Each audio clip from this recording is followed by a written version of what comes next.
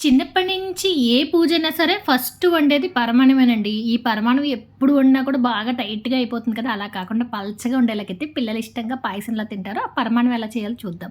ఒక గుప్పెడు బియ్యం తీసుకొని శుభ్రంగా కడిగేసుకొని, ఒక చిన్న గ్లాస్ పాలు పోసుకొని, అలాగే కొంచెం నీళ్లు కూడా పోసుకొని స్టవ్ మీద పెట్టేసుకోండి. తర్వాత అందులోనే కొంచెం సగ్గుబియ్యం కూడా వేసేసి హై ఫ్లేమ్‌లో పెట్టి బాగా పొంగొచ్చిన తర్వాత చిన్న మంట మీద పెట్టి మధ్య మధ్యలో కదుపుతూ ఉంటూ బియ్యం మెత్తగా ఉడికిపోయిన తర్వాత పొడి చేసి పెట్టుకున్న బెల్లాన్ని స్వీట్ ఎక్కువ తినేవాళ్ళు కొంచెం ఎక్కువ వేసుకోండి. తక్కువ తినేవాళ్ళు కొంచెం తక్కువ వేసుకోండి.